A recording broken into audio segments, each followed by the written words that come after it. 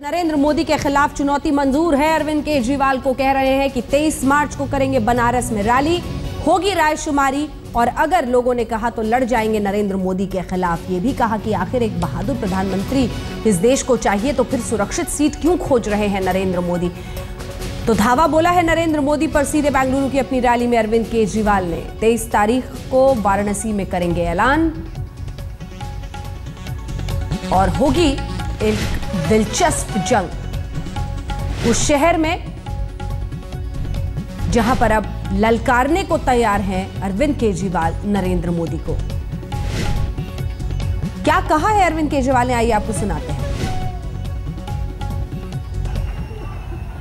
Party के अंदर meeting हुई और पार्टी ने मुझे कहा कि आपको नरेंद्र मोदी जी के खिलाफ चुनाव लड़ना चाहिए।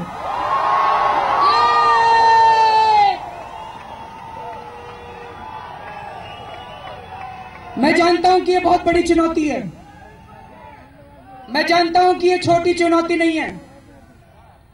हम यहां पे पद और पैसा लेने के लिए नहीं आए, हम यहां पे अपनी जान देश के लिए न्यौछावर करने के लिए आए हैं। मेरे मन में कभी भी, मेरे मन के किसी भी कोने में जरा सा भी कभी किसी पद के लिए या पैसे के लिए कभी थोड़ा सा भी मोह नहीं रहा। एक ही इच्छा है केवल कि जैसे भगत सिंह देश के लिए लड़ते लड़ते कुर्बान हो गए, ऐसे ही अगर मुझे मौका मिले देश के लिए कुर्बान होने का तो अपने को बहुत सौभाग्यशाली समझूंगा। हम यहां पे हार या जीत के लिए नहीं आए हैं, हम यहां पे संघर्ष करने के लिए आए हैं।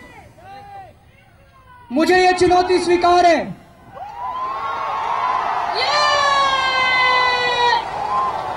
लेकिन मैं बहुत छोटा आदमी हूं,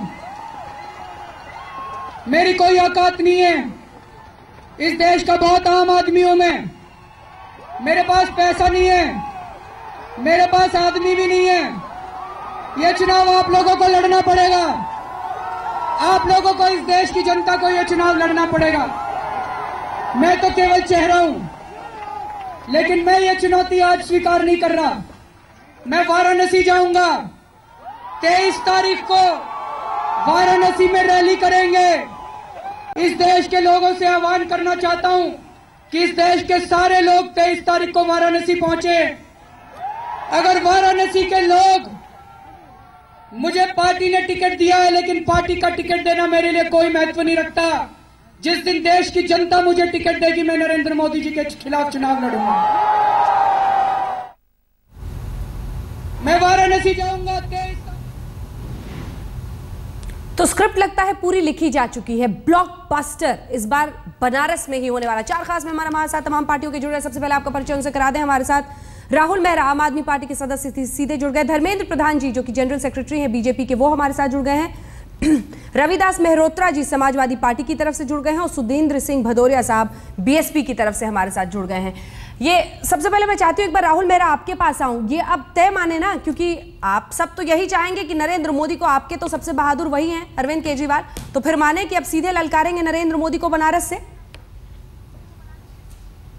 देखिए, पार्टी के सारे कार्यकर्ता और जितने भी लीडर हैं वो सब यही चाहते हैं कि जैसे हमने दिल्ली में चुनौती को स्वीकार किया और उस वक्त इनफैक्ट अरविंद चाहते थे कि वो सबसे जो दिग्गज लीडर हैं दिल्ली के, कांग्रेस के, शीला दीक्षित, उनके खिलाफ लड़ें, जबकि पार्टी का कोई भी आदमी जो है उस वक्त उनके साथ नहीं था।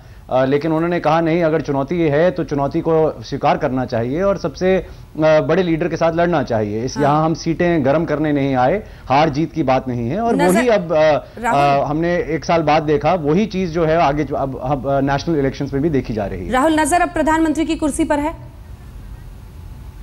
बिल्कुल नहीं, नजर उस चीज पर है कि आपको ये दिखाना है और ये आगे लोगों को मैसेज देना है कि ये हार और जीत की पॉलिटिक्स है ही नहीं।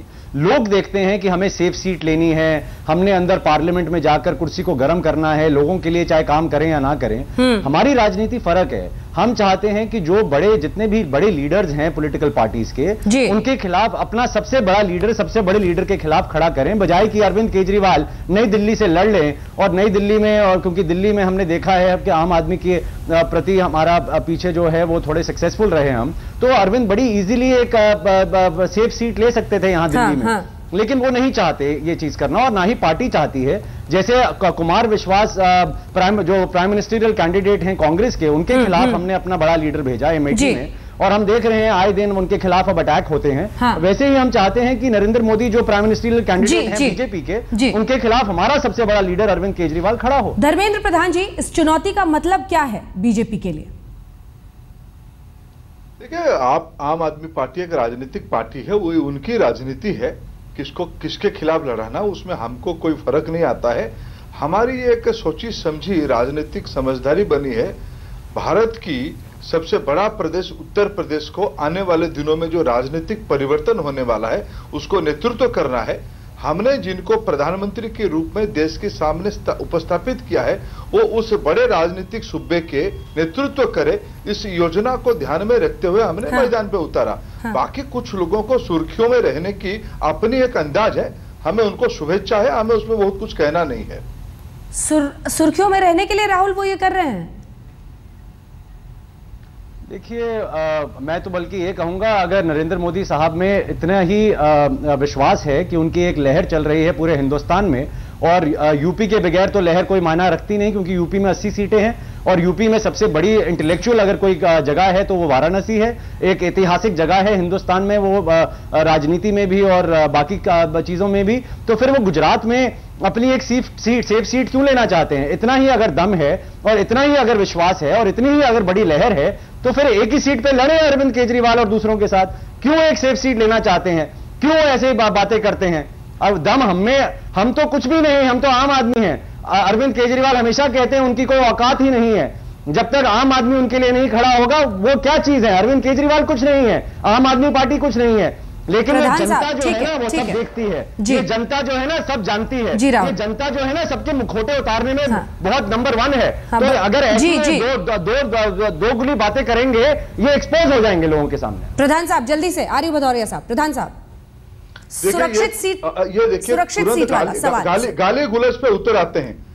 देखिए, ये तुरंत ये लोग उत्तेजित हो जाते हैं, गाली गुलज पे उतर जाते हैं। तो राजनीतिक अरे इतने क्यों उतावले हो रहे हो मित्र, इतने क्यों उतावले हो रहे हो? थोड़ा तो प्रजातांत्रिक प्रक्रिया में विश्वास करो। आपने आपकी बात का हमको कहने का मौका दो, आप धैर्य से सुनो तो।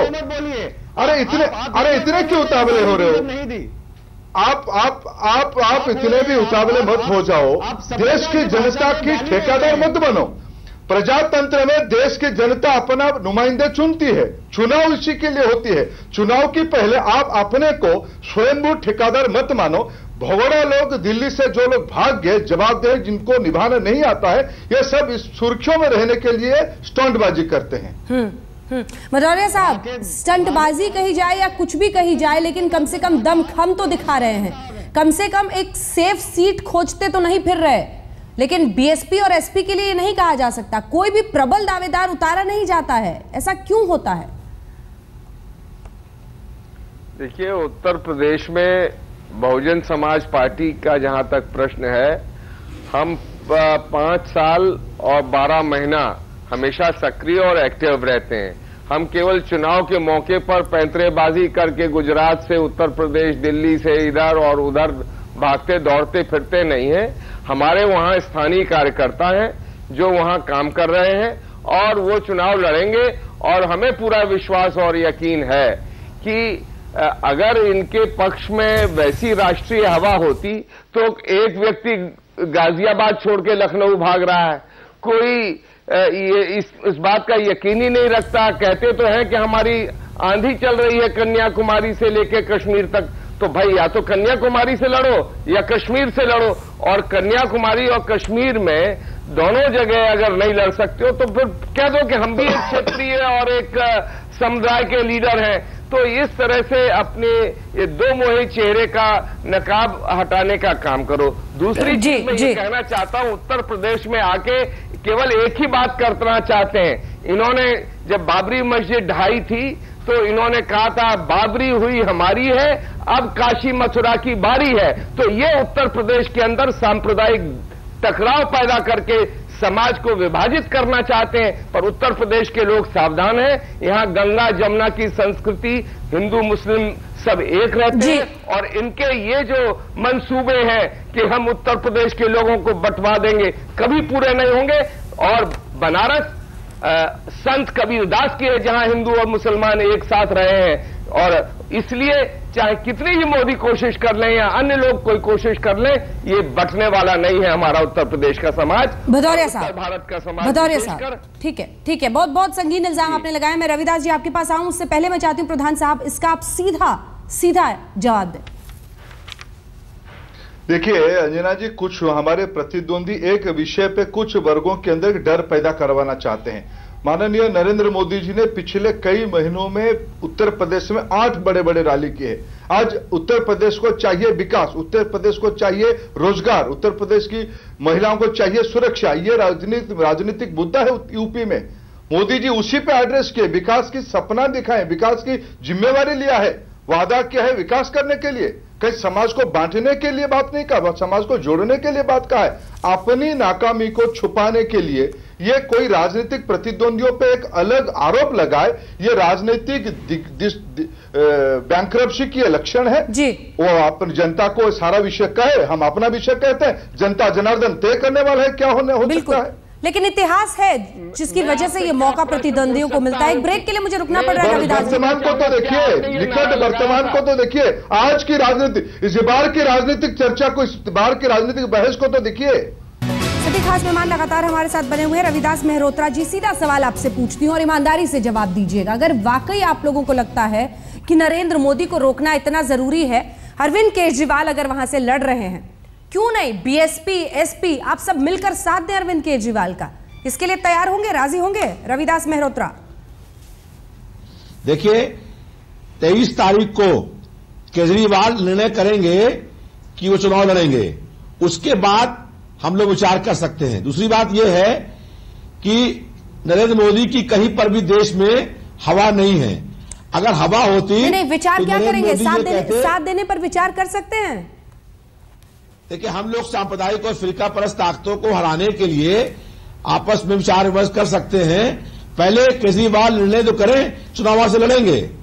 अभी उन्होंने निर्णय नहीं किया है। उन्होंने कहा कि 23 तारीख को हम वहां रैली करेंगे और रैली करने के बाद ऐलान करेंगे। भदौरिया साहब, रैली करने के बाद वहां ऐलान कर देंगे, उसके बाद विचार करने की बात होगी। दूसरी बात यह कहनी है कि ये बात सही है कि यूपीए की सरकार केंद्र में असफल हो गई है।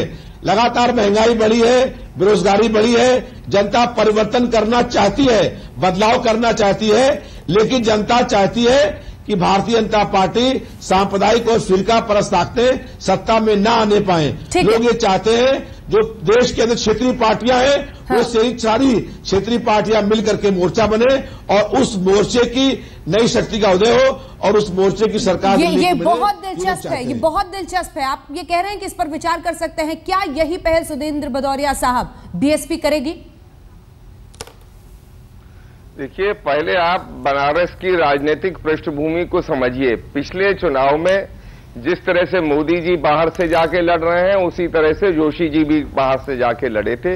इनको करीब 31% वोट मिला था और हमको 28% वोट बनारस में मिला था।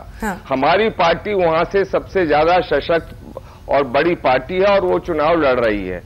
और मैं समझता हूं कि काशी के लोग और वैसे भी उस पूरे अंचल के लोग बहुजन समाज पार्टी को विकल्प के तौर पर देखते हैं, जहां समाजवादी पार्टी हर मोर्चे पे विफल रही है, कानून व्यवस्था के मामले में, सांप्रदायिक सौहार्द बनाए रखने के मामले में।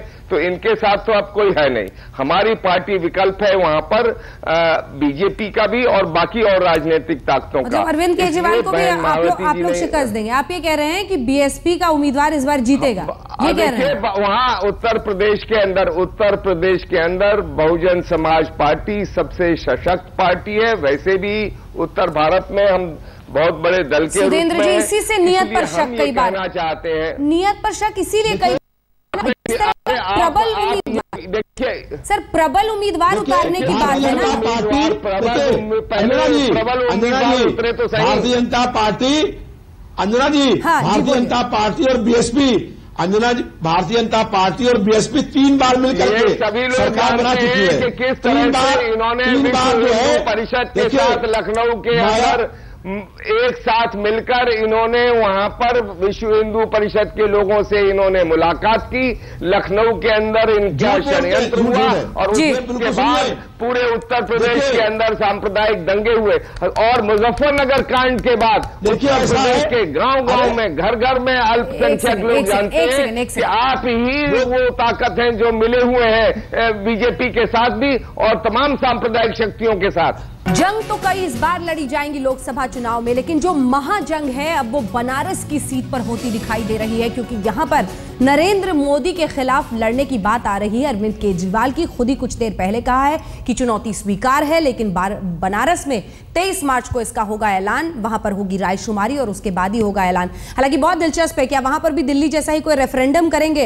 ये पूछेंगे राहुल मेहरा से। लेकिन बड़ी खबर तो यह है कि अगर समाजवादी पार्टी और बीएसपी ये तय कर लेते हैं कि वो देंगे अरविंद केजरीवाल का साथ, तब कितनी बड़ी मुश्किल हो सकती है नरेंद्र मोदी के लिए। तमाम खास मेहमान हमारे साथ बने हुए हैं जिनसे हम कल चर्चा कर रहे हैं। रविदास मेहरोत्रा जी, ऐसा नहीं है कि ये पहली बार होगा, ऐसा हुआ है पहले भी कि किसी एक व्यक्ति के खिलाफ 2-3 पार्टियां मिलकर, चूंकि उसको किसी तरह से एक सशक्त प्रतिद्वंदी दिया जा सके, इसलिए ऐसा की है।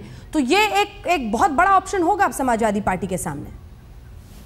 देखिए, हम याद दिलाएं आपको कि सन 77 में राजनारायण जी ने तत्कालीन प्रधानमंत्री इंदिरा गांधी को रायबरेली में चुनाव हराने का काम किया था। बिल्कुल। तो कई बार ऐसे मौके आए हैं। हाँ, क्योंकि आपका कोई प्रबल उम्मीदवार तो है नहीं आपकी पार्टी में रविदास जी।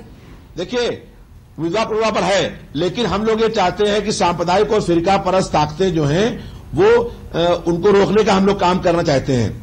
इसलिए ये बात अगर वहां जो आप कह रही थी अभी कि नरेंद्र मोदी की कहीं कोई हवा नहीं है, अगर हवा होती तो वो ढूंढ करके वहां नहीं आते कि सीट सेफ सीट ढूंढते। कहते हैं जोशी लड़ेंगे कानपुर से, लेकिन नरेंद्र मोदी चुनाव में कानपुर की हिम्मत खुद नहीं कर पाए, तो कहीं कोई हवा नहीं है।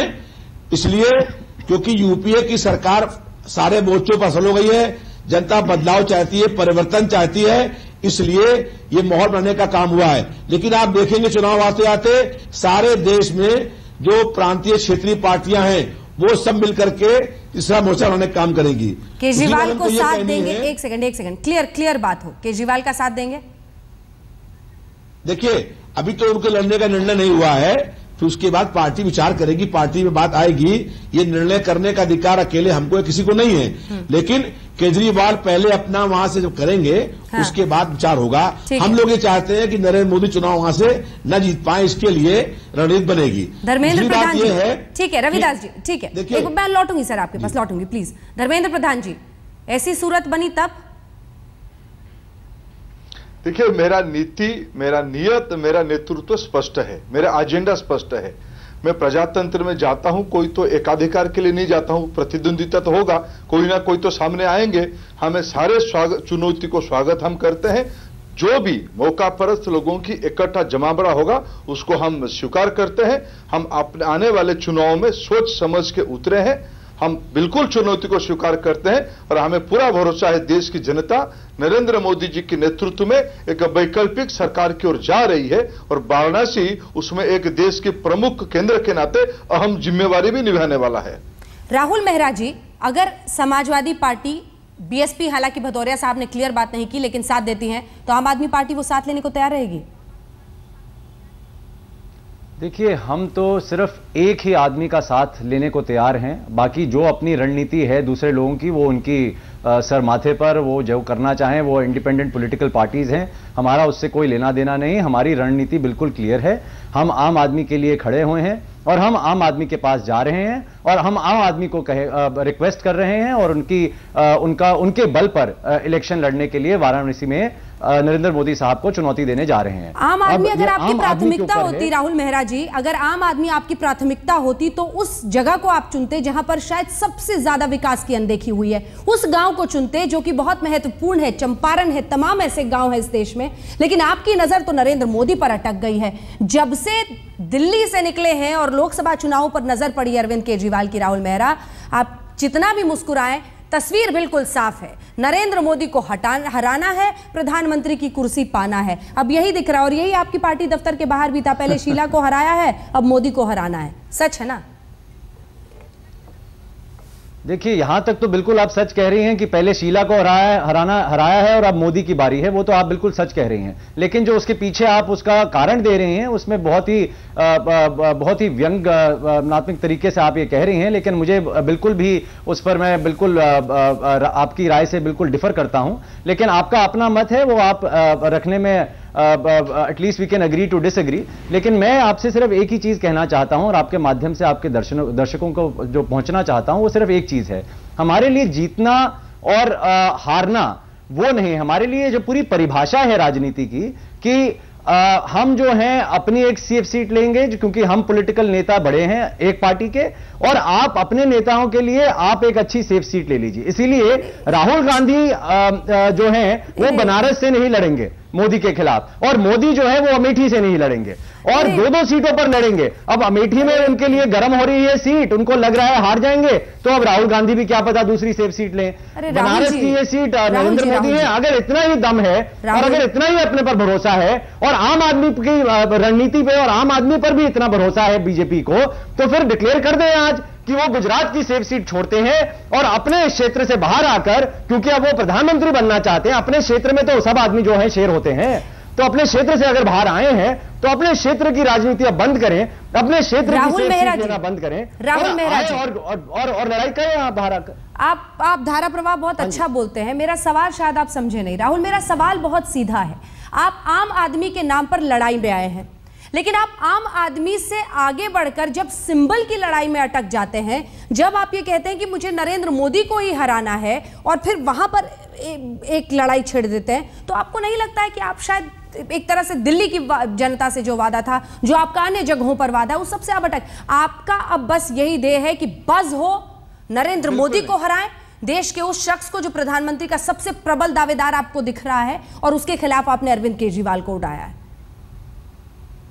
आपको वो प्रधानमंत्री का दावेदार दिखते हैं, हमें वो क्रोनी कैपिटलिज्म के प्रतीक दिखते हैं, क्योंकि अंबानी और अडानी के वो जैसे चीजें करते हैं हमें वो दिखते हैं। हमें वो जो आपने एक साल से जो मीडिया, कुछ चुनिंदा मीडिया के जो हाउसेज हैं, उन्होंने जो एक पूरा गुजरात मॉडल बनाया है, उसकी जो 2 दिन में 48 घंटे में जो हमने 16 प्रश्न रखे, उसमें जो हमने एक छोटी सी जो मोरी करी है और जिससे हवा निकल रही है, हम उसको उजागर करना चाहते हैं। हम कंफर्टेबल पॉलिटिक्स खेलने नहीं आए, हम सीटें गर्म करने नहीं आए, हम ऑल्टरनेट पॉलिटिक्स करने आए हैं, हम सब्स्टिट्यूशन ऑफ पॉलिटिक्स नहीं। ये मायना बिल्कुल नहीं है कि चाहे नरेंद्र मोदी की जगह अरविंद केजरीवाल आए या राहुल गांधी आए। मायना यह है कि क्या हम पॉलिसीज के ऊपर, मुद्दों के ऊपर क्रोनी कैपिटलिज्म को हटाने के लिए, कम्युनलिज्म और सेक्युलरिज्म की जो ये दोनों पॉलिटिकल पार्टीज जो ये भाषा बनाती रहती हैं और लोगों का वोट बैंक बनाती रहती हैं, उसको तोड़ने के लिए आए हैं। हम जो है लोगों को एक विपक्ष अरविंद मॉडल टीवी पे दिखते हैं तब दिक्कत नहीं होती।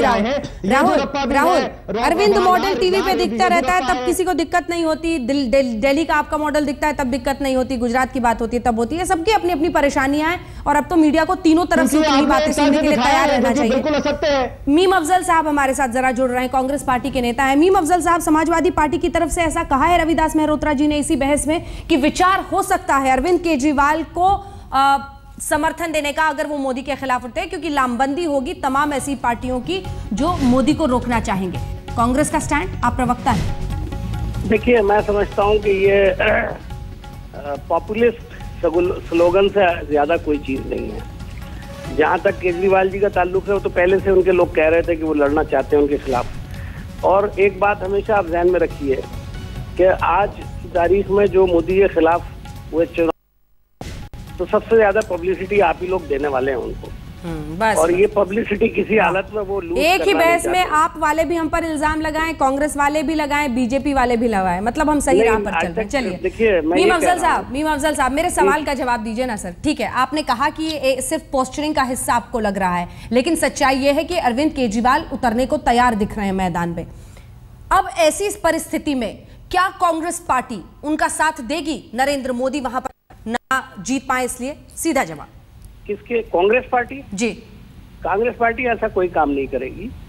ठीक है, हम लोग जो हैं किसी एक व्यक्ति विशेष के आगे पीछे घूमने वाले लोग नहीं हैं। हम लोग मुद्दों की राजनीति कर रहे हैं और मुद्दों की बुनियाद पे हमारा कैंडिडेट वहां से लड़ेगा। किसको उतारेंगे मोदी के खिलाफ?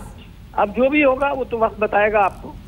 नहीं, वक्त तो बताएगा, लेकिन कोई प्रबल दावेदार तो उतारेंगे नहीं आप, तो आपसी समझौता होता है, यही आम आदमी पार्टी का दावा है। ये तो पार्टी का काम है, एक हमारे यहाँ पूरी एक तरीका है उसका। यहाँ टीवी में बैठकर तो मैं नहीं कह सकता, लेकिन अभी आपने जो मेहरोत्रा जी की बात की, मुझे नहीं लगता कि उन्होंने पार्टी से पूछ करके ये बयान दिया जो उन्होंने अभी आज तक पर दिया है। ठीक है, चलिए, आप कांग्रेस पार्टी पर भी नजर रखते हैं और समाजवादी पार्टी पर भी उतनी आपकी समझ है, ये बहुत दिलचस्प है। बहुत बहुत शुक्रिया आपका मीम अफजल साहब, नेता कांग्रेस पार्टी के, ये कहते हुए कि कांग्रेस पार्टी कम से कम ऐसी किसी धारा पर जाने वाली नहीं है कि वो लामबंदी करे नरेंद्र मोदी के खिलाफ, और यही वो आरोप है जो आम आदमी पार्टी लगाती भी है कि आपसी समझौता रहता है। धर्मेंद्र प्रधान जी, एक जल्दी से आपसे रिएक्शन इस पूरा ये जो 1 घंटे में अभी बातें हुई हैं उस पर, लेकिन बड़ा सवाल ये है कि एक व्यक्ति के इर्द गिर्द राजनीति अगर आज हो रही है तो वो आप ही लोगों की पार्टी की देन है आज। देखिए अंजना जी, आप ऐसे एकदम आसमान से बात को पकड़ के ले मत लाइए, ऐसे पहली बार नहीं हुए। एक राजनीतिक समूह की राजनीतिक लड़ाई की कोई चेहरा होती है, कोई नेता रहते हैं, कोई नीति रहती है। भारतीय जनता पार्टी की नेता, एनडीए की नेता नरेंद्र मोदी जी है। मैं पुनः दोहराना चाहूंगा, मेरा नीति स्पष्ट है, मेरा नेतृत्व स्पष्ट है, मेरा नियत स्पष्ट है। भारत में पिछले 10 साल में जिस प्रकार की कुशासन चली, उसके खिलाफ भारत की आम जनता मन बना चुकी है। एक वैकल्पिक शासन की, उसकी अगुवाई नरेंद्र मोदी जी के नेतृत्व में हो रही है। और हमें किसी की साटीपी के चुनाव, प्रजातंत्र में, इस देश के प्रजातंत्र आम व्यक्ति को मौका देता है अपनी नुमाइंदगी चुनने के लिए। अभी हम इस विषय को लेकर जनता के अंदर जाएंगे, जनता हमारे ऊपर आशीर्वाद करेगी, ऐसा हमारी भरोसा है। सीधे रुक करते हैं, राहुल मेहरा हमारे साथ है और रविदास जी बने हुए हैं। अन्य 2 मेहमानों को किन्हीं वजहों से जाना पड़ा, वक्त की कमी है, लेकिन क्या ये भी उसी नियति का एक हिस्सा है? सेक्युलरिज्म के नाम पे तो रविदास जी बड़े बड़े गठबंधन इस देश में हुए हैं कि हम सेक्युलर पार्टियां हैं तो मिल जाइए, ऐसे प्रतिद्वंदी जो कि स्टेट में बिल्कुल आमने सामने भिड़ते रहते हैं। तो क्या वही हुआ है? 2 आने वाले वक्त के साथी दिख रहे हैं मुझे टीवी पे अपने साथ। देखिए, ऐसा है कि हम लोग ये चाहते हैं कि यूपीए की सरकार जो केंद्र में है वो हटे, वो सरकार फेल हो गई है। और जो जनता का एक बड़ा वर्ग है वो ये चाहता है कि केंद्र की सरकार में भारतीय जनता पार्टी ना आ पाए। तीसरी बात यह है कि हम सारी क्षेत्रीय पार्टियों को मिला करके तीसरा मोर्चा बना रहे हैं। तीसरा मोर्चा बनेगा और चुनाव आते आते आप देखेंगे कि तीसरे मोर्चे की लहर चलेगी। अभी 11 पार्टियां जो क्षेत्रीय पार्टियां हैं वो मिल गई हैं, उनकी एक साथ बड़ी रैलियां होंगी और उस रैलियों में जो है वो पूरे देश भर में हवा चलेगी। आज जो मुद्दे हैं वो ये हैं कि जनता की जो महंगाई है वो रुके, जो बेरोजगारी है वो रुके, जो लूट हुई है, घोटाले हुए हैं उस पर अंकुश लगे और जनता की गरीबी जो उसको दूर हो। ठीक है रविदास जी, चलते चलते वक्त की कमी है सर, राहुल से मैं एक कंक्लूडिंग रिमार्क लेना चाहती हूँ। राहुल जी, दिल्ली में तो आपने कांग्रेस का बाहर से ही, चलिए आप कहेंगे कि गठबंधन की सरकार नहीं थी बहुत, लेकिन कांग्रेस का साथ मिला तभी सरकार में आप जितने भी दिन रहे वो रह पाए। समाजवादी पार्टी को भ्रष्ट कह के तो नहीं भगा देंगे, या फिर वहां पर भी ऐसे ही जैसे दिल्ली में किया वहां पे कर लेंगे सेटिंग? देखिए, यही जो आप प्रश्न पूछती हैं इसी में मेरी आपत्ति है, क्योंकि आपके प्रश्न में एक हिडन आंसर छुपा होता है और एक आपके व्यूअर को एक डिफरेंट एंगल पे आप ले जाती हैं। तो प्रश्न अगर है तो वो थोड़ा न्यूट्रल रखेंगे अंजना जी तो सही रहेगा, लेकिन तब भी मैं कोशिश करूंगा आपके प्रश्न का बहुत ही ईमानदारी से उत्तर देने की। देखिए, हमारी जो सोच है वो सिर्फ आम आदमी के प्रति है। एसपी क्या है? एसपी ने पिछले 1-2 साल में जो आपने देखा 102 दंगे कराए, ये सेक्युलरिज्म की बातें करते हैं। एसपी ने महंगाई करी, कितनी बारी इनकी पीछे सरकार बनती रही। बीएसपी, एसपी, मायावती, मुलायम सिंह, यही तो मेरा पॉइंट है राहुल, यही तो मेरा पॉइंट है। आप मुलायम सिंह यादव जहां लड़ रहे हैं उनको चुनौती नहीं दे रहे हैं, आप नरेंद्र मोदी को चुनकर उनसे चुनौती ले रहे हैं, क्योंकि आपको ये लगता है कि वही।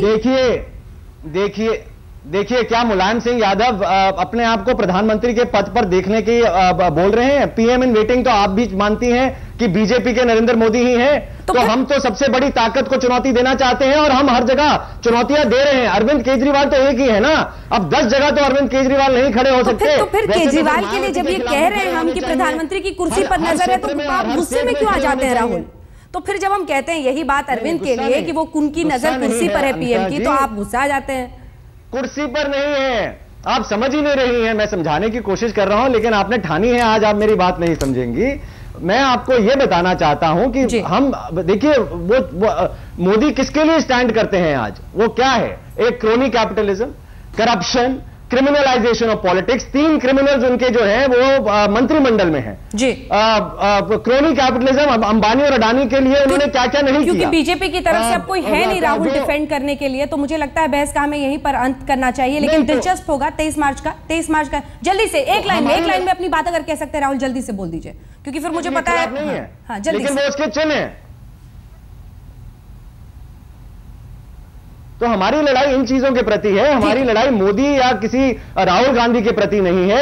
हमारी लड़ाई जो है, ये पॉलिटिकल पार्टीज जो पॉलिटिकल डिस्कोर्स बना चुकी हैं इस देश में कि आप हमारे खिलाफ बड़े नेताओं को ना खड़ा करें, हमारे बड़े नेताओं के खिलाफ आप ना खड़ा करें। ये सांठ गांठ है, ये मैच फिक्सिंग जैसे मैं कहता हूं अक्सर, ये वो है। हम इसको तोड़ने आए हैं, इसको ध्वस्त करने आए हैं। हार जीत हमारे बस में नहीं है। हम तो आम जनता के बीच में जाएंगे और उनका पूरा सपोर्ट मांगेंगे। बाकी आम जनता के हाथ में हमें हराएगी या जिताएगी वो तो बाद में पता चलेगा। हम एक अपनी तरफ से एक चुनौती एक्सेप्ट करते हैं और अपनी तरफ से पूरी बेहतरी से लड़ाई करेंगे। बाकी जो भगवान चाहे वो होगा। जी, राहुल रहते हैं तो तापमान काफी बढ़ जाता है। बहस का यही अंत करते हैं। आप देखते रहिए आज तक।